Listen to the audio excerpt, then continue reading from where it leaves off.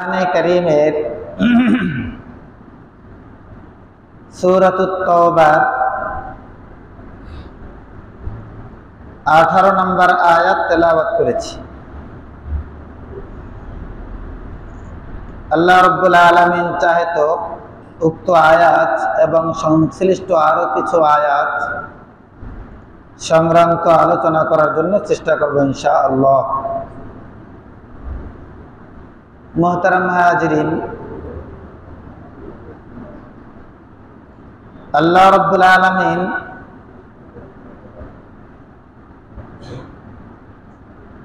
রাসূল করিম সাল্লাল্লাহু আলাইহি ওয়াসাল্লামের মাধ্যমে কিয়ামত পর্যন্ত আনেওয়ালা উম্মতের মধ্যে মতনৈক্য থাকা সত্ত্বেও সঠিক পথের উপরে কারা থাকবেন, এই বিষয়টা রাসূল করিম সাল্লাল্লাহু আলাইহি ওয়াসাল্লাম বলতে গিয়ে দুইটা কথা বলেছেন। আর এই দুইটা কথা বলার কারণও কি, এই বিষয়টার উপরেই আজকে মোটামুটি আকারে যতটুকু সম্ভব সবিস্তারে আলোচনা করার চেষ্টা করবো ইনশাআল্লাহ। রাসূল করিম সাল্লাল্লাহু আলাইহি ওয়াসাল্লাম বলেন, কানাত বানু ইসরাঈল তাফাররাকাত আলা 72 মিল্লাতান। বনি ইসরাঈলরা ছিল 72 দলে বিভক্ত। ওয়াসাতাফতারিকু উম্মতি 73 মিল্লাতান। আর অতি শীঘ্রই আমার উম্মত 73 দলে বিভক্ত হবে। কুল্লুহুম ফিন্নার, সকল দলই জাহান্নামে যাবে। ইল্লা ওয়াহিদ, তবে এক দল ব্যতীত। সাহাবায়ে কেরাম আরজ করলেন, মান হিয়া ইয়া রাসূলুল্লাহ, যেই দল জান্নাতে যাবে, মুক্তি পাবে, ওই দল কারা? রাসূল করিম সাল্লাল্লাহু আলাইহি ওয়াসাল্লাম ইরশাদ করলেন, মা আনা আলাইহি ওয়া আসহাবি। ওই দলটা হলো তারা যারা আমার এবং আমার সাহাবীদের মতদর্শের উপরে থাকবে। এখানে কয়টা কথা বললেন? দুইটা। একটা হচ্ছে আমার মতদর্শ, সাথে সাথে সাহাবীদের মতদর্শের উপরে থাকবে। তার মানে রাসূলকে অনুসরণ করার উজ্জ্বল নমুনা, উজ্জ্বল দৃষ্টান্ত পৃথিবীতে স্থাপন করেছেন কারা? সাহাবায়ে কেরাম রাদিয়াল্লাহু আনহু। এই আলোচনাটা মূলত কয়েকদিন যাবত একটা বিষয় আলোচনা করতে গিয়ে এই বিষয়টা বর্তমানে আলোচনা করার সময়ের দাবি মনে হয়েছে, যে সাহাবায়ে কেরামদেরকে শিয়াদের মধ্যে যারা সবচেয়ে বড় গ্রুপ ইসনা আশারিয়া, তারা সাহাবায়ে কেরামদেরকে কাফের মনে করে। আর মনে করে সাহাবায়ে কেরাম সব মুরতাদ হয়ে গেছে। তাদের বিশ্বাস কোরআন শুধুমাত্র তারাই বুঝে, বাহ্যিক দৃষ্টিতে যে কোরআন আছে এটা সঠিক নয়। এই জন্য আজকে এই আলোচনাটা এতটাই বেশি প্রয়োজন যে সাহাবায়ে কেরামের উপরে যদি বিশ্বাস না করা হয়, পুরা ইসলাম টিকবে না। যদি বলা হয় আল্লাহর রাসূল যে ঘোষণা দিয়েছেন, তারাকতু ফীকুম আমরাইন লান তাদিল্লু মা তামাসসাকতুম বিহিমা কিতাবাল্লাহ ওয়া সুন্নাতা রাসূলি, যে আমি তোমাদের কাছে দুইটা জিনিস রেখে গেছি। একটা হলো কোরআন, আল্লাহর কিতাব, আর দ্বিতীয়টা হলো রাসূল করিম সাল্লাল্লাহু আলাইহি ওয়াসাল্লামের সুন্নাত। লান তাদিল্লু মা তামাসসাকতুম বিহিমা কিতাবাল্লাহ ওয়া সুন্নাতা রাসূলি। যতক্ষণ পর্যন্ত তোমরা এই আল্লাহর কিতাব এবং সুন্নাতকে আঁকড়ে ধরবে তোমরা পথভ্রষ্ট হবে না, কখনো পথভ্রষ্ট হবে না। কিয়ামত পর্যন্ত মানুষ কোন পথের উপরে চললে সঠিক পথে চলতে পারবে, কোন পথে না চললে গোমরাহ হয়ে যাবে, আল্লাহ তাআলা এই বিষয়টা রাসূলের মাধ্যমে স্পষ্ট করে দিয়েছেন। তো এখন দেখেন, কোরআন আল্লাহর রাসূল লিপিবদ্ধ করে দিয়ে যান নাই, এটাকে সংরক্ষণ করেছেন ও সাহাবায়ে কেরাম। কারা? তো সাহাবায়ে কেরামের উপরে যদি বিশ্বাস না করা হয় কোরআন টিকবে? কথা বলেন না কেন? যদি বলা হয় আল্লাহ বলেছেন ইন্না নাহনু নাযালনা যিকরা ওয়া ইন্না লাহু লাহাফিজুন, আল্লাহ বলেছেন এই কোরআনটা আমি নাজিল করেছি, সংরক্ষণ আমি করব। যদি বলা হয় এটা কোথায় বলছেন? বলছে কোরআনের মধ্যে বলছে। যদি পাল্টা প্রশ্ন করা হয় এই আয়াতটা যে কোরআনের মধ্যে আছে আর এটা যে আল্লাহই বলছেন, আপনি এটা বিশ্বাস করলেন কিভাবে? এই আয়াতটাও তো সংরক্ষণ সাহাবায়ে কেরামই করেছেন। অতএব সাহাবায়ে কেরামের উপর থেকে যদি আদালত, তাদের উপরে যদি তারা শরীয়তের বিষয়গুলোকে একেবারে হুবহু বর্ণনা করেছেন, কোন ধরনের লুকোচুরি করেন নাই, এই বিশ্বাস যদি না করা হয় তো কোরআন টিকবে না। এবার বলেন রাসূলের সুন্নাত কারা সংরক্ষণ করেছেন? একটু কথা বলেন না, কারা? তো এই সুন্নাত গুলো সাহাবায়ে কেরাম সংরক্ষণ করেছেন। একটা সুন্নাত ছেড়ে দেওয়া সাহাবায়ে কেরামের কাছে ছিল মৃত্যুর চেয়েও বেশি কষ্টদায়ক, যে যেখানে আসবেন পরে বসে পড়েন। এজন্যই তো ওমর ইবনুল খাত্তাব রাদিয়াল্লাহু আনহু বলেছেন আতরুকু সুন্নাতা হাবিবি লিহাউলাইল হুমাকা, আমি কি এই ধরনের নির্বুদ্ধের কারণে আমি আমার রাসূলের একটা সুন্নাতকে ছেড়ে দেব? তো আল্লাহর রাসূলের সুন্নাত সাহাবায়ে কেরাম এমন ভাবে আঁকড়ে ধরেছেন, ওই সুন্নাত আমাদের পর্যন্ত পৌঁছে দিয়েছেন, ধারাবাহিকভাবে পৌঁছে দিয়েছেন। যদি সাহাবায়ে কেরামের উপরে বিশ্বাস না করা হয় তো কোরআনের উপরে বিশ্বাস উঠে যাবে, হাদিসের উপরেও সুন্নাতের উপরেও বিশ্বাস উঠে যাবে।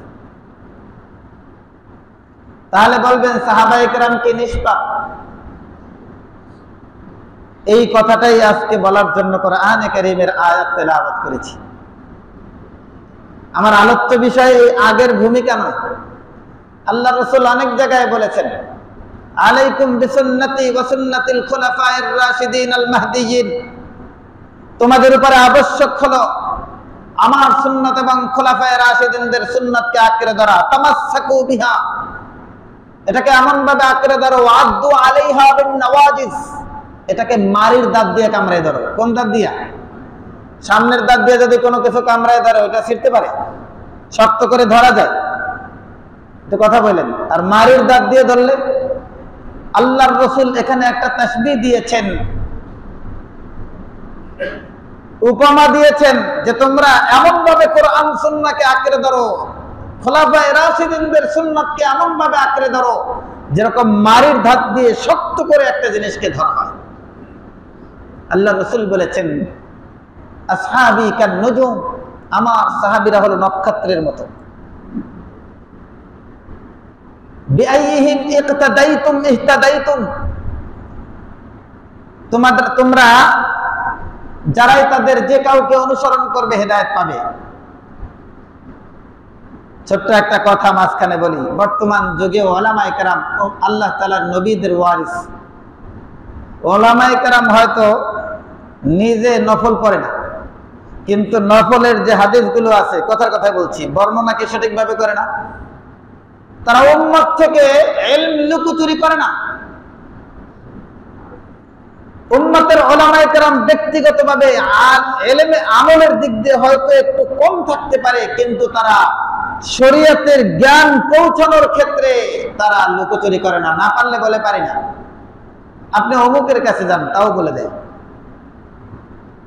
হ্যাঁ, কিছু লোক ভিউ আবার ব্যবসা করার জন্য, কিছু সুনাম কামানোর জন্য উল্টা পাল্টা জাল কথাবার্তা বলে, এটা সংখ্যা কম, তাই বলে কি তাদের কারণে পুরা ইসলামী অঙ্গনে যারা কিয়ামত পর্যন্ত যাদের মাধ্যমে আল্লাহ রাব্বুল আলামিন ইসলামকে সংরক্ষণ করবেন তাদেরকেও যদি অবিশ্বাস করি তাহলে কি আর ইসলাম মানা হবে?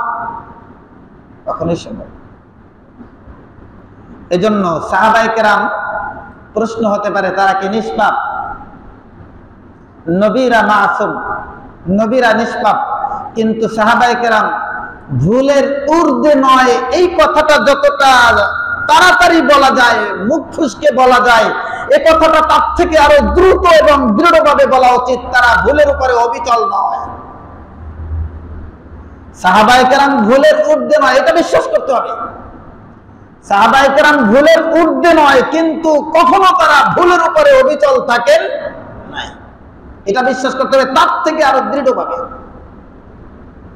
আমরা প্রথম কথাটা নিয়ে আজকে সাহাবায়ে কেরামের সমালোচনার মুখ উন্মোচন করি, কিন্তু পরবর্তী অবস্থাটা যে আল্লাহ কত জায়গায় দেখিয়ে দিয়েছেন এটা নিয়ে আলোচনা হয় না। আজকে অনেক বক্তাও বলতে শোনা যায় নবীরা মাসুম, আর নবীরা ছাড়া কেউ মাসুম না। এজন্য সাহাবায়ে কেরামও মানুষ, তাদেরও ভুল হয়েছে, এইটুক বইলা থুয়ে দেয়। তার মানে সাহাবায়ে কেরামের সমালোচনাটুকু করে কি করলো? শান্ত থাকলো।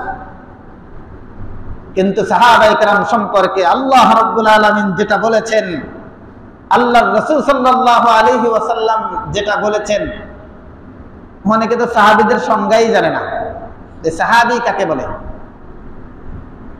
বলেন তো আপনারা সাহাবী কাকে বলে? একটু বলেন, সমস্যা নাই, ভুল হোক, একটু বলেন না সাহাবী কাকে বলে।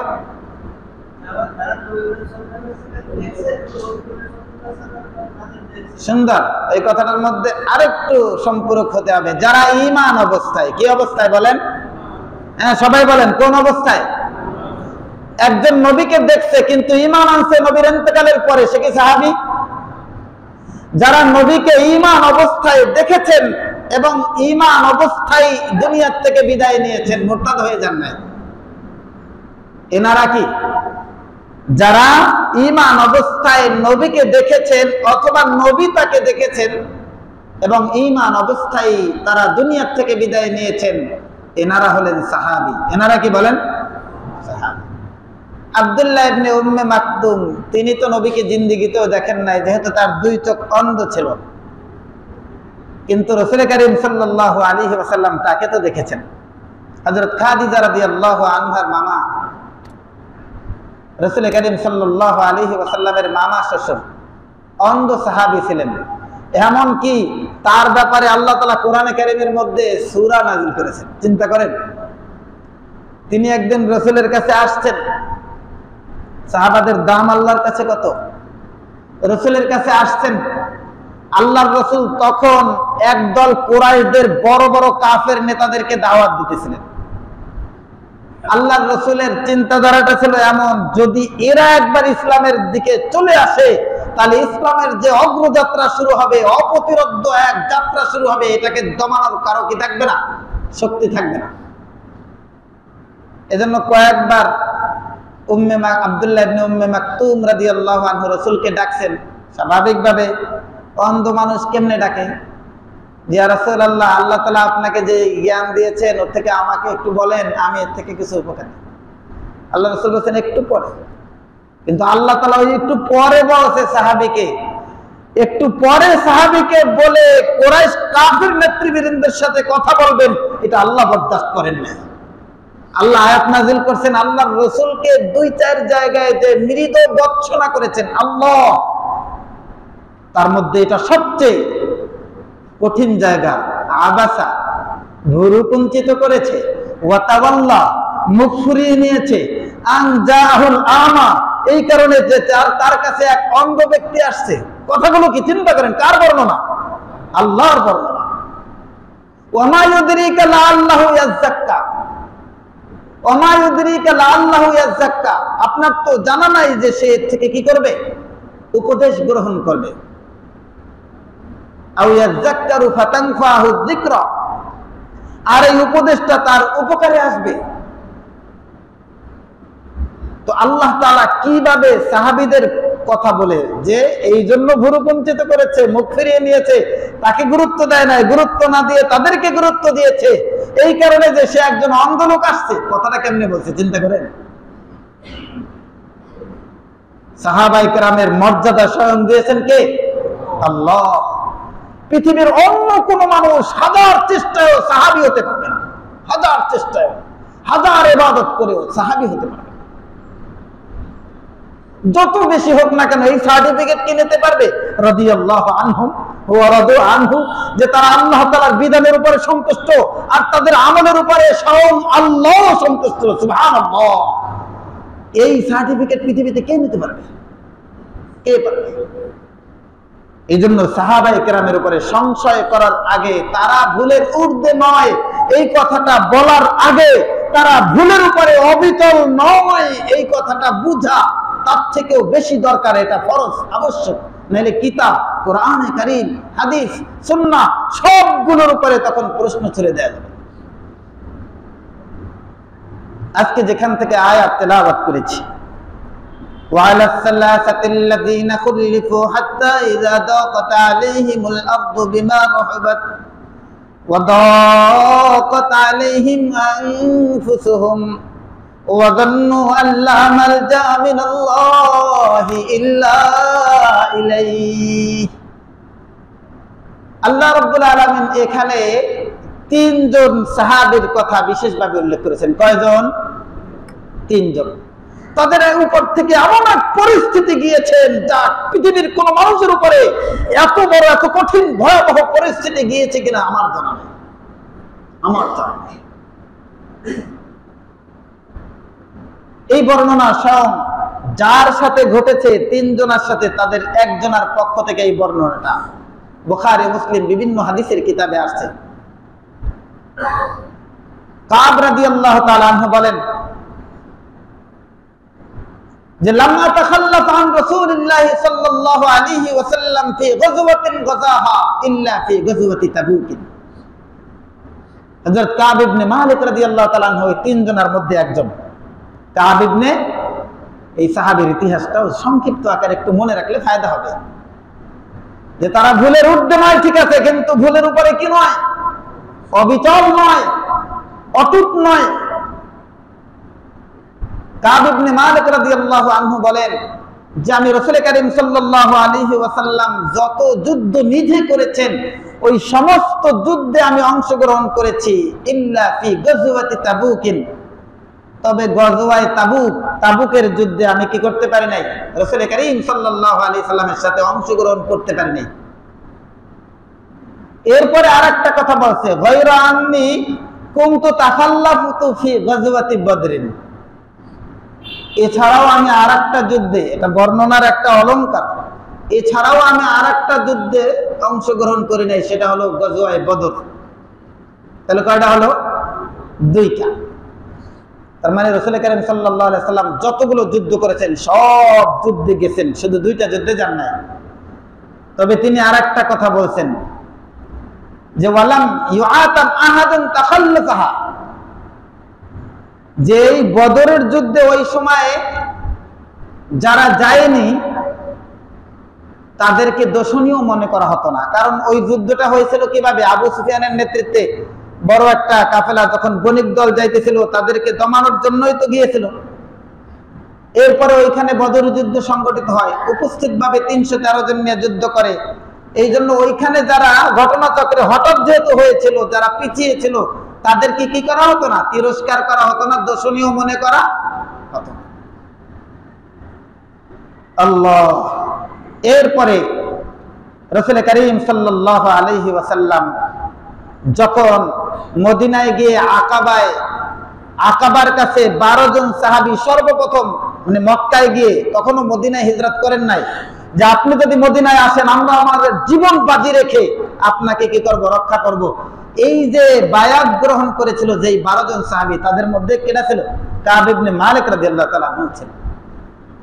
এরপরে কাব ইবনে মালিক বলেন আমার কাছে বদরের যুদ্ধে অংশগ্রহণ করার থেকেও ওই আকাবায় প্রথম 12 জনের মধ্যে যে আমি রাসূলের হাতে বায়াত গ্রহণ করেছিলাম যে আমি আপনাকে রক্ষা করব, ওই মদিনার সাহাবী যেহেতু কাব ইবনে মালিক, এই জন্য বলেন আমার কাছে ওইটা ছিল আরো বেশি পছন্দনীয় এবং আমার কাছে ওইটা ছিল বেশি প্রিয়। এরপরে কি হলো, রাসূল করিম সাল্লাল্লাহু আলাইহি ওয়াসাল্লাম তাবুক যুদ্ধে যাওয়ার জন্য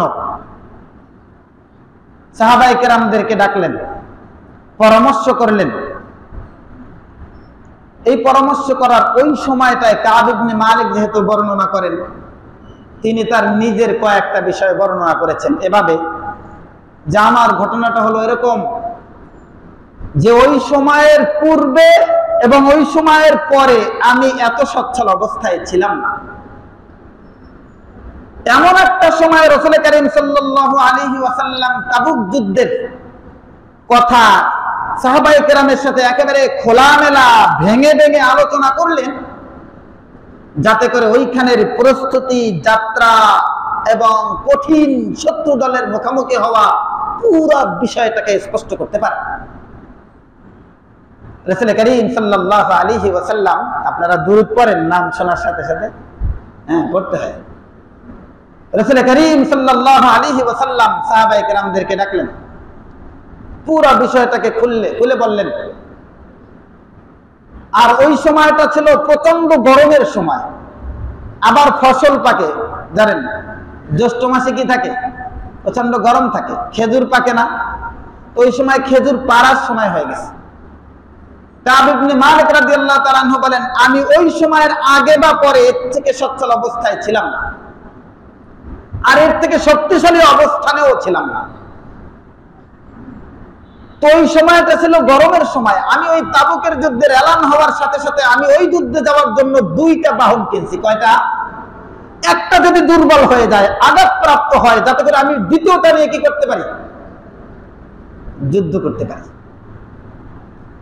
আর সবার তো ঘোড়া নাই, কারো তো উটো নাই, হেঁটে হেঁটে যেতে হয়, স্বাভাবিক যায় তো এভাবেই।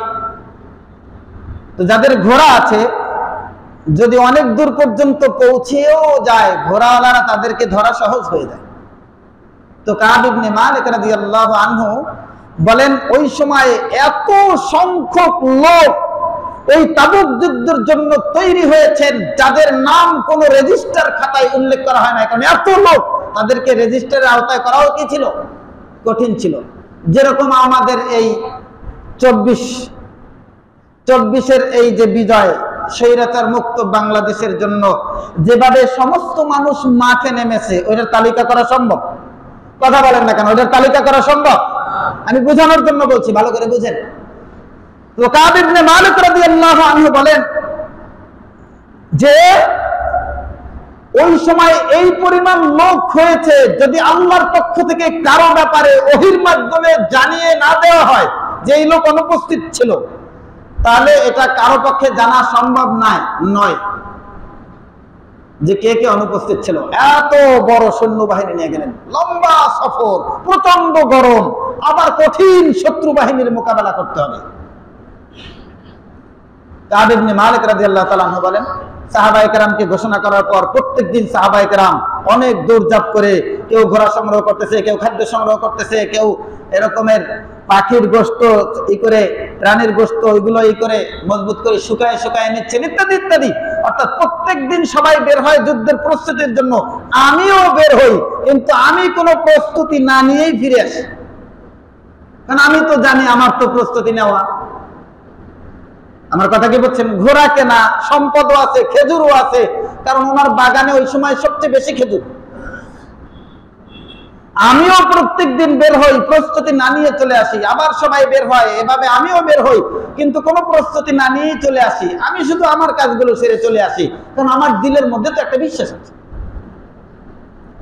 এইভাবে সমস্ত মানুষের প্রস্তুতি সম্পূর্ণ হয়ে গেল। কোনো একদিন ফজরের রাসূল করিম সাল্লাল্লাহু আলাইহি সাল্লাম সবাইকে নিয়ে যাত্রা শুরু করলেন। তা আমি বের হলাম যাত্রা করার জন্য, কিন্তু আমি ওই দিন যাত্রা না করে ফিরে আসলাম। ঠিক ওই সময় ফসল কাটার বিভিন্ন ঝামেলার কারণে আমি ওই দিন বের হতে পারি নাই। মনে মনে বললাম, ঠিক আছে কালকে রওনা দেবো, কারণ লম্বা সফর, যেতে অনেকদিন লাগবে। আমি যে তাদেরকে ধরতে পারবো, কত চিনি, যুবক মানুষ, মাত্র 24 বছর বয়স, 24-25 বছর বয়স। এরপরে তারা গেলেন। দ্বিতীয় দিনও এরকম আমি ভাবলাম যে যাব, কিন্তু এর মধ্যেই যাব নিয়ত করলাম, তারা অনেক দূর পর্যন্ত গেছে। এইভাবে করতে করতে দ্বিতীয় দিনও আমার বের হলো না।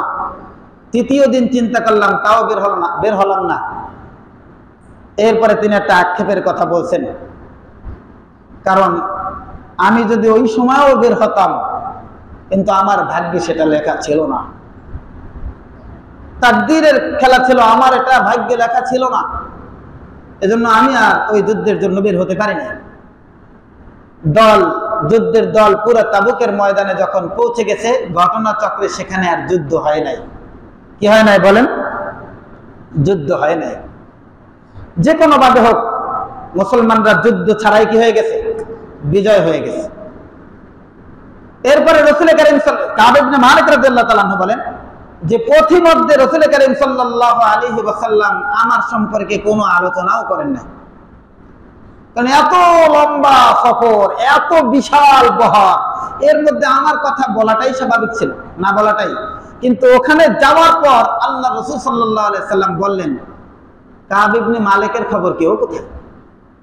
স্বাভাবিক, কিছু মানুষের প্রতি তো চোখে দৃষ্টি থাকে, কাব ইবনে মালিক কোথায়? তো একজন সাহাবী, বনি সালিম গোত্রের এক সাহাবী, তিনি বললেন যে হয়তো দুনিয়ার মোহাব্বতের কারণে আসে না, অথবা সন্তানদের মোহাব্বত তাকে আমাদের থেকে দূরে সরিয়ে রাখছে। এই কথা বলার পর মুআজ ইবনে জাবাল রাদিয়াল্লাহু আনহু, যিনি আকাবের সাহাবীদের একজন, তিনি বলেন, ইয়া রাসূলুল্লাহ, তার সম্পর্কে এই ছাড়া আমরা তো কোনো সময় কোনো খারাপ জানি না। যতটুকু জানি তার সম্পর্কে ভালোই জানি। হতে পারে তার কোনো সমস্যা থাকতে পারে, এছাড়া আমরা কিছু জানি না। আল্লাহ রাসূল চুপ থাকলেন, কোনো কথা বললেন না। এরপরে আস্তে আস্তে আবার পুনরায় পুরা বাহিনী মদিনার দিকে ফিরলেন। কিন্তু কাব ইবনে মালিক রাদিয়াল্লাহু তাআলা আনহুর ভিতরে একটা আতঙ্ক শুরু হয়ে গেছে। যখন শুনতেছেন যুদ্ধ হয় নাই, বাহিনী প্রত্যাবর্তন করতেছে, যে আমি রাসূলের কাছে কি বলবো, আর রাসূলের গুসা কোন জিনিস আমাকে বাধা দিবে, মানে ওর থেকে মুক্তি দিবে আমার জানবে। যখন শুনলাম একেবারে মদিনার কিনারে চলে আসছে, সীমানায় চলে আসছে, তখন আমার মধ্যে এত বেশি অজুহাত, এত বেশি জল্পনা কল্পনা আমার ভিতরে উকি দিতেছিল যে আমি আল্লাহর রাসূলকে কি বলবো, যেই কথাগুলো রাসূলের কাছ থেকে, রাসূলের মুখোমুখি হওয়া থেকে আমাকে মুক্তি দিবে। এই আশঙ্কা করতেছেন। আশঙ্কা কেন করছেন সামনে বলবেন। আল্লাহ তাআলার বর্ণনা, আল্লাহ তাআলা কেমনে বলছেন। তো কাব ইবনে মালিক রাদিয়াল্লাহু তাআলা আনহু এই অবস্থার পরে রাসূল কারীম সাল্লাল্লাহু আলাইহি সাল্লাম, তার অভ্যাস ছিল রাসূল সাল্লাল্লাহু আলাইহি সাল্লাম যখন কোথাও সফর থেকে আসতেন, সর্বপ্রথম মসজিদে নববীতে ঢুকতেন, মসজিদে আসতেন, তারপরে 2 রাকাত নামাজ পড়তেন, ওযু ইস্তেনজা করে নামাজ পড়ে তারপরে বাসায় বা অন্য সমস্যা সমাধান করতেন। আমরা কি করি? সফর থেকে এসে, এর জন্য অনেক ফায়দা আছে, ঠিকই এই কাজগুলো আমরা করোনার সময় করেছি। বাইরে থেকে আসলে বাচ্চাদের মধ্যে যেন করোনা কোনো কিনা হয়, আক্রান্ত না হয়, তাই আগে হাত পা ধুয়ে টুয়ে তারপরে কি করতাম? ঘরে ঢুকতাম। আল্লাহর রাসূল প্রত্যেক সময় আজীবন এই আমলগুলো করতেন। সুবহানাল্লাহ, চিন্তা করেন রাসূলের আমল আজ থেকে 1400 বছর আগে কেমন ছিল। আসতেন, আগে ওযু ইস্তেনজা করতেন, পরিষ্কার হতেন, তারপরে ঠান্ডা হয়ে ঘরে যেতেন। আর আমরা কি করি? গাড়ির থেকে নাইমা ধুল কুড়া যা আছে ওই অবস্থায় বাসায় চলে যাই। বাচ্চা লাফ দিয়ে ওঠে, কোলে নেই, যত বাহিরের যত জীবাণু আছে, জাম আছে, সব বাচ্চাদের। রাসূলের শিক্ষা থেকে এখান থেকে নেওয়া যায়। আজকে পাশ্চাত্যের শিক্ষা তো ঠিকই নিচ্ছি, কিন্তু রাসূলের সুন্নাতের শিক্ষা আমাদের মধ্যে নাই। এটা যত বেশি চর্চা হবে আমাদের জন্য তত ফায়দা। কাব ইবনে মালিক রাদিয়াল্লাহু তাআলা আনহু বলেন, রাসূল কারীম সাল্লাল্লাহু আলাইহি সাল্লাম যখন আসলেন, নামাজ পড়লেন, যখন মুখোমুখি হয়ে বসলেন, এরপরে ওই যুদ্ধে যারা যারা পিছিয়ে ছিল সবাই, কাব ইবনে মালিক রাদিয়াল্লাহু তাআলা আনহু আরেকটা কথা বলছেন যে আমি যখন সবাই যুদ্ধে গেছে, যখন আবার বাহিনী প্রত্যাবর্তন করতেছে, এটা শুনলাম, এখন তার যেও কোনো কাজ নাই। ওই সময় যখন আমার সাথে আরো 2 জন ব্যক্তি ছিল, কিন্তু আমি তো বাজারের মধ্যে ঘোরাফেরা করতাম, ব্যবসায়ী মানুষ, কিন্তু দেখতাম বাজারের মধ্যে যাদেরকে সামনে পড়তো সব ওই সমস্ত লোক যারা দুর্বল, ল্যাংরা, লুলা, অসহায়, যেতে পারে নাই। আর দেখতাম যারা মুনাফিক, যারা কি ছিল? মুনাফিক কোয়ালিটির লোক, তাদের সাথে শুধু সাক্ষাৎ হতো। আমার কাছে এত কষ্ট দিত এইটা যে আমিও কি মুনাফিকদের মধ্যে হয়ে গেলাম নাকি, না আমিও এই দুর্বলদের অন্তর্ভুক্ত হয়ে গেলাম, আমার তো কোনো সমস্যা হলো না, আমি কেন গেলাম না। এই অপরাধটা নিজের মধ্যে এত বেশি তাড়া দিতেছিল। কাব ইবনে মালিক রাদিয়াল্লাহু তাআলা আনহু বলেন, যখন রাসূল করিম সাল্লাল্লাহু আলাইহি ওয়াসাল্লাম আসলেন, আর ওই সমস্ত লোক যারা পিছিয়ে ছিল তারা যায় রাসূলের কাছে বিভিন্ন ধরনের অজুহাত পেশ করল, বিভিন্ন ধরনের বাহ্যিক অজুহাত। যে মুনাফিক, সে মিথ্যা কথা বলছে যে আমার স্ত্রী অসুস্থ ছিল, আমার ছেলে অসুস্থ ছিল, আমার গায়ে জ্বর ছিল, এই সেই করলো। এরকম সংখ্যা ছিল ৮০-র উপরে। কতজনের উপরে? ৮০-র উপরে। আল্লাহর রাসূল বাহ্যিক ওজরগুলো শুনে তাদেরকে মাফ করে দিলেন, বায়াত নিলেন, তাদের জন্য ক্ষমা চাইলেন। আল্লাহর রাসূল আর কোনো কথা বললেন না।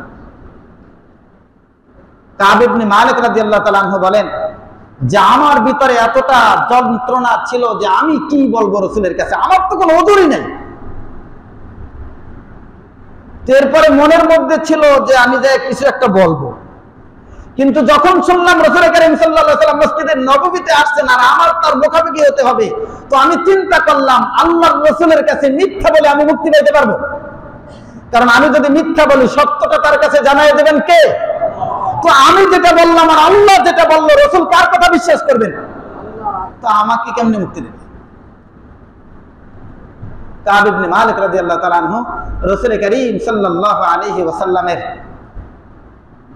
কাছে যায়া বললেন, ইয়া রাসূলুল্লাহ, কাব তোমার কি অবস্থা, কোন জিনিস তোমাকে পিছনে থাকতে বাধ্য করলো? কাব ইবনে মালিক রাদিয়াল্লাহু তাআলা আনহু বললেন, ইয়া রাসূলুল্লাহ, আমার এমন কোনো ওজর ছিল না যেটা আমাকে। তুমি কি বাহনের ব্যবস্থা করছিলে? না, জানতাম তো। ইয়া রাসূলুল্লাহ, অবশ্যই আমি করেছিলাম। এই যুদ্ধের সময়ের আগে আমার কাছে এরকম সম্পদ, এরকম সচ্ছলতা কখনোই ছিল না, আমার কোনো ওজর ছিল না। আমি শুধু নিজ গাফলতির কারণে আমি পিছাইছিলাম। আল্লাহ রাসূল বলেন, এই লোকটা সত্য বলেছে। সুবহানাল্লাহ বলেন, সুবহানাল্লাহ। তার মানে এর আগে যাদের জন্য ক্ষমা চাইছেন আল্লাহ রাসূল, সবার জন্য ক্ষমা চাইছেন, কিন্তু আল্লাহ রাসূল কারো ব্যাপারে এই মন্তব্য করেন নাই কি যে এই লোকটা কি বলছে, সত্য বলেছে। আল্লাহ রাসূল বলেন সাদাকা, এই লোকটা সত্য বলেছে। এরপর আল্লাহ রাসূল বলেন, কাব ইবনে মালিক, তুমি যাও, যতক্ষণ পর্যন্ত আল্লাহ তাআলার পক্ষ থেকে কোনো ফয়সালা না আসে ততক্ষণ পর্যন্ত তুমি অবস্থান করতে থাকো। যে তুমি আসলে মুনাফিক না মুমিন নাকি তোমার পক্ষ থেকে আল্লাহ তাআলা যতক্ষণ পর্যন্ত ফয়সালা না জানাবেন তুমি অবস্থান করতে থাকো। তিনি যখন চলে গেছেন, এই দিক দিয়ে সাহাবায়ে কেরাম সবাইকে রাসূল করিম সাল্লাল্লাহু আলাইহি ওয়াসাল্লামকে জানায় দিয়েছেন, তোমরা কাব ইবনে মালিক এবং আরো তাদের সাথে দুজন, হেলাল ইবনে উমাইয়া আর মুররা ইবনে রবিয়া, এই তিনজন, তারা দুইজন ছিলেন বয়স্ক। এই তিনজন, কাব ইবনে মালিক রাদিয়াল্লাহু তাআলা আনহু, আয়েশা, অন্যান্য লোক তাকে তিরস্কার করতেছিল যে আপনি একটু বললেই তো পারতেন, একটু ওজর দেখাইতেন, আর আল্লাহর রাসূল ক্ষমা চাইতো, এটাই তো আপনার মাফের জন্য যথেষ্ট হয়ে যেত। কেন আপনি সত্য কথা বললেন, আর এখন কেন বিপদের মধ্যে পড়লেন? একটু ঘুরে পেছায় বললেই তো হতো। বুঝেন না কথা? আমাদেরকে অনেক সময় সত্য কথাটা এড়াই যাওয়ার জন্য অনেক শুভাকাঙ্ক্ষী দেয় আমাদেরকে পরামর্শ, আলহামদুলিল্লাহ, ভালো। কিন্তু এই জন্য কাব ইবনে মালিক রাদিয়াল্লাহু তাআলা আনহুকে এরকম ভাবে তিরস্কার করতে লাগলো। কাব ইবনে মালিক বলেন, আমি তাদের এই অবস্থা দেখে আমি যেন কেমন জানি রাসূলের কাছে যায় দ্বিতীয়বার আবার এই কথা বলতে যাচ্ছিলাম যে ইয়া রাসূলুল্লাহ, আমি যে আগে কথা বলছিলাম আমার কোনো ওজন নাই, এই কথাটা অসত্য ছিল। কথা বুঝেন নাই? আশপাশের চতুর্দিক থেকে সবার তিরস্কারের কারণে কেমন জানি আগের সত্য কথাটা এবার ফিরে মিথ্যে কথা বলতে যাচ্ছিলেন। কিন্তু শেষ সময় আমি জিগাইলাম, আমি যেরকম সত্য কথা বলেছি ওপেনে, এরকম আরো কি কেউ বলেছে? বলছেন হ্যাঁ বলেছে। বলছে কারা কারা? বলছে এই দুইজন, হেলাল ইবনে উমাইয়া, রবিয়া, মুররা ইবনে রবিয়া। বলছে আলহামদুলিল্লাহ। তাহলে তারা তো এমন দুইজন সাহাবী, মাশহাদ রাসূল মাশহাদ বাদরিন, যারা দুইজন ছিলেন বদরি সাহাবী। সুবহানাল্লাহ। যেহেতু তারাও দুইজন সত্য কথা বলেছে, আমি বলেছি, অতএব আমি আযম করে ফেললাম, দৃঢ় প্রতিজ্ঞাবদ্ধ করলাম যে আমি সত্য থেকে একচুল পরিমাণও সরব না। এতে যদি রাসূল করিম সাল্লাল্লাহু আলাইহি ওয়াসাল্লামকে কষ্ট দেয় এই সত্যটা, কিন্তু তারপরেও আমি আশাবাদী আল্লাহ আমাকে ক্ষমা করে দেবেন। সুবহানাল্লাহ। এই আশা নিয়ে কাব ইবনে মালিক রাদিয়াল্লাহু তাআলা অবিচল থাকলেন। এই দিক দিয়ে সাহাবায়ে কেরামদেরকে বলে দিলেন যে তোমরা কেউ এই তিনজনের সাথে কথা বলবে না, কোনো কথা বলবে না, সালামের জবাবও দিবে না। এবার বলেন তো, মুনাফিক যদি হয়, যতক্ষণ পর্যন্ত ফয়সালা না হবে ততক্ষণ পর্যন্ত সে মুমিন না মুনাফিক? সাহাবায়ে কেরামও জানেন না, আল্লাহর রাসূলও জানেন না। তাহলে আল্লাহর পক্ষ থেকে ফয়সালা আসতে হবে। তো আল্লাহর পক্ষ থেকে ফয়সালা আসা এতটা সহজ, এতটা সহজ মনে হয় আপনাদের কাছে? চিন্তা করেন, কাব ইবনে মালিক এই ঘটনা শোনার পর যেই দিন থেকে নিয়ে এই ঘোষণা আসলো, তো সে 50 দিন এদের সাথে কোনো কথা বলবে না। 50 দিন। কয়দিন বলেন? 50 দিন। দিল্লি বহুত দূর হয়। এই বাজারে নিয়মতান্ত্রিক যারা আসেন, এই কাকারা যারা নিয়মতান্ত্রিক নামাজে আসেন, আইসা সালাম দেন, এই দেন সেই দেন, বিভিন্ন ধরনের, যদি ঘোষণা করে জানায় দেওয়া হয় যে ওনাদের একজন সম্মানিত লোক, কেউ তার সাথে কথা বলবে না, কেউ কেনাবেচা করবে না, যদি এরকম ঘোষণা দিয়ে দেওয়া হয়, ঘরের লোকের আত্মীয় স্বজন, চাচতো ভাই, বাবা, ভাই, কেউ কথা বলবে না, বাঁচা সম্ভব? বাঁচা সম্ভব বলেন?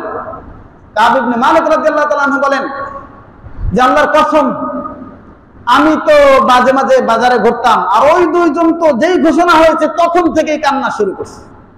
কাব ইবনে মালিকের মধ্যে ওই ব্যথা বেদনা, কেউ একটা সালাম দিলে জবাব দেয় না, কেউ কোনো কথা বলে না। এভাবে 40 দিন হয়ে গেল। কয়দিন? 40 দিন। কাব ইবনে মালিক রাদিয়াল্লাহু তাআলা বলেন, আমার সবচেয়ে কষ্টের এবং চিন্তার বিষয় ছিল এটা যে আমি যদি মারা যাই, পরবর্তীতে ওহীর মাধ্যমে এটা জানা সম্ভব, আল্লাহ রাসূল যদি আমার জানাজা পড়তেন তাহলে বুঝতেন এই মুমিন। কিন্তু যদি এই সময় রাসূল করিম সাল্লাল্লাহু আলাইহি ওয়াসাল্লাম দুনিয়া থেকে চলে যান, তো ওহী আসার ধারা কি হয়ে যাবে? চিরদিনের জন্য বন্ধ হয়ে যাবে। তো কিয়ামত পর্যন্ত সমস্ত মানুষ এই বর্ণনা দ্বারা জানতে থাকবে কাব ইবনে মালিক কি ছিল না, মুনাফিক ছিল, বিশ্বাসঘাতক ছিল। তো এই জন্য কাব ইবনে মালিকের মধ্যে এই চিন্তায় বেশি বেদনা ছিল, আর কান্না করতে থাকতো, আর কান্নায় ভেঙে পড়তেছিল।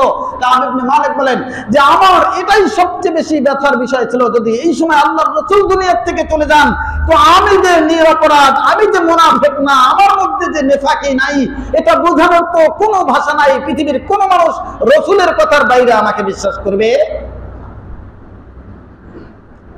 40 দিন পরে একজন বার্তাবাহক আসলো, এসে কাব ইবনে মালিকের কাছে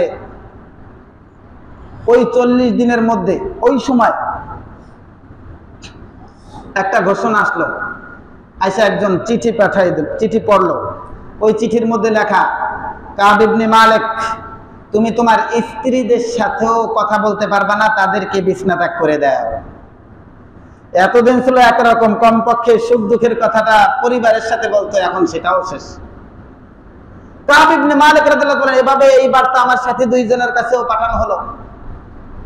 তারা ছিল বৃদ্ধ, তাদের স্ত্রীরা রাসূলের কাছে গেলেন, যা বলেন, ইয়া রাসূলুল্লাহ, তারা তো বৃদ্ধ, তাদের কোনো খাদেমও নাই, গরিব মানুষ, এখন এই অবস্থায় যদি তাদের খেদমত আমি করি শুধু বিছনা আলাদা রেখে, তাহলে কি আপনি অপছন্দ করবেন? আল্লাহ রাসূল বললেন, ঠিক আছে করো, তবে তাদের সাথে থাকবে না। কাব ইবনে মালিক বলেন, আমার ব্যাপারেও রাসূল করিম সাল্লাল্লাহু আলাইহি ওয়াসাল্লামের কাছে যায় সুপারিশ করার জন্য আমার পরিবারের লোকজন বলল, কিন্তু আমি কেমনে যাব? তারা নয় বৃদ্ধ, আমি তো যুবক, এই জন্য আর যাইনি। এরপরে একদিন আমি আমার চাচাতো ভাই, যাকে দুনিয়াতে সবচেয়ে বেশি আমি মানে সবচেয়ে কাছের লোক এবং প্রিয় বন্ধু মানুষ, রাসূল আল্লাহ রাসূলের পরে যাকে আমি সবচেয়ে বেশি মহব্বত করি, তাকে যা বললাম যে আমার চাচাতো ভাই, তুমি কি জানো না আমি আল্লাহর রাসূলকে কতটা ভালোবাসি? আমি আল্লাহর রাসূলের দেখা ছাড়া এক চুল পরিমাণ থাকতে পারি না, আমার ভিতরে কতটা জ্বলতেছে। দেয়াল টপকায় গেলাম, সালাম দিলাম, সালামের জবাব দিল না, আবার দিলাম, জবাব দিল না, আবার দিলাম, তাও জবাব দিল না। শুধু তৃতীয়বার এতটুকু বলল যে তুমি যে ভালোবাসো কিনা আল্লাহ ওয়া রাসূলুহু আলাম, আল্লাহ রাসূলই ভালো জানেন। এছাড়া আল্লাহর কসম তিনি আমার সাথে কোনো কথা বললেন না। এরপরে কাঁদতে কাঁদতে আবার বাসায় চলে আসলাম। 50 রাত্র যখন অতিবাহিত হয়ে গেল, এরপরে সকালবেলা আমি ছাদের উপরে বসে কোরআন তেলাওয়াত করতেছিলাম। ওই সময় একজন উঁচু পাহাড় থেকে ঘোষণা আসতেছিল, আবশিরু কাব ইবনে মালিক, ও কাব ইবনে মালিক পাহাড়ের উপর থেকে আসতেছে যে তুমি সুসংবাদ গ্রহণ করো, আল্লাহ তাআলা তোমার তওবা কবুল করেছেন। সুবহানাল্লাহ। এরপরে এক ব্যক্তি দৌড়ে আসলো, আসার পরে তিনি আইসে যখন আমাকে এই সংবাদ দিল, আমি আমার গায়ে যে 2টা কাপড় ছিল খুলে আমি ওই 2টা কাপড় তাকে দান করলাম। ওই 2টা কাপড় ছাড়া আমার কোনো কাপড়ই ছিল না, আমি অন্য জিনিস পরে এরপরে তাকে ওটা দিয়ে দিলাম আর 2টা কাপড় আবার ভাড়ায় নিলাম।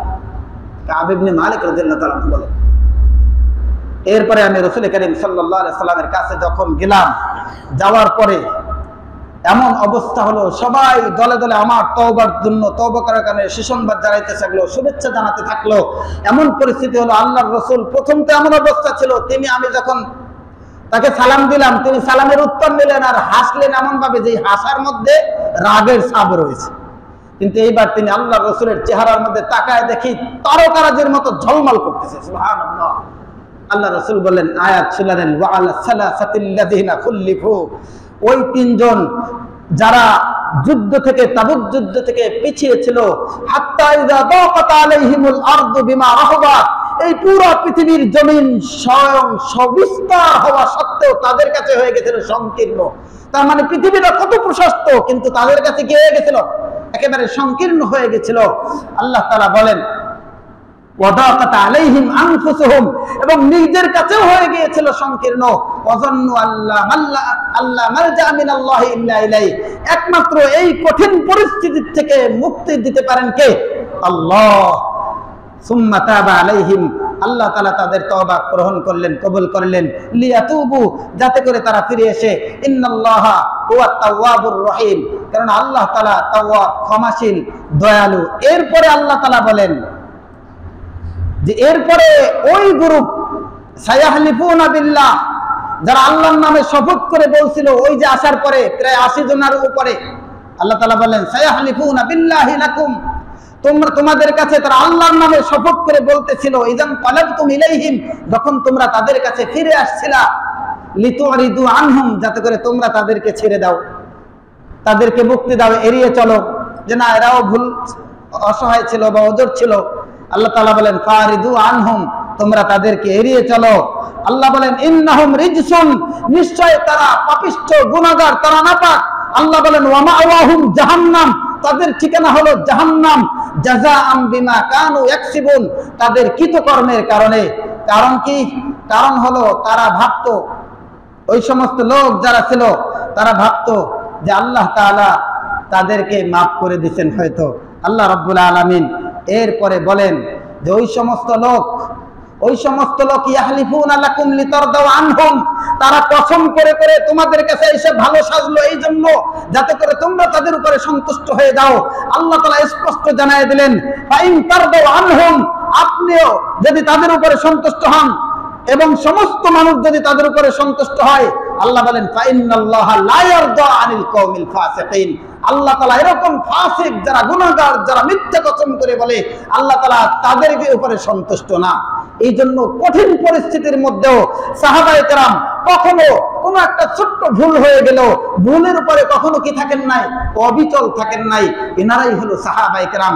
সাহাবায়ে কেরামের ক্ষেত্রে কোনো মন্তব্য করার আগে সাহাবায়ে কেরামের তওবা, সত্যের উপরে অবিচল, কোন একটা ভুল হয়ে গেল তার থেকে কিভাবে রুজু হতে হয়, লজ্জিত হতে হয়, এখান থেকে শিক্ষা নিয়ে এই উম্মত যদি চলে, আল্লাহ রাব্বুল আলামিন এই উম্মতকেও ক্ষমা করে দেবে। আল্লাহ তাআলা তাদের উপরে বলেছেন রাদিয়াল্লাহু আনহুম ওয়া রাদু, আল্লাহ তাদের উপরে সন্তুষ্ট হয়ে গেছেন। আল্লাহ রাব্বুল আলামিন আমাদের সকলকে সাহাবায়ে কেরামের এরকম তওবা থেকে, ভুলের উপরে অবিচল না থেকে তওবা করে আল্লাহর দিকে ফিরে আসার যে নজরানা দৃষ্টান্ত পেশ করেছেন, এর থেকে শিক্ষা নিয়ে আমাদের জীবন গড়ার তৌফিক দান করেন। ওয়া আখির দাওয়ানা আনিল হামদুলিল্লাহি রাব্বিল আলামিন।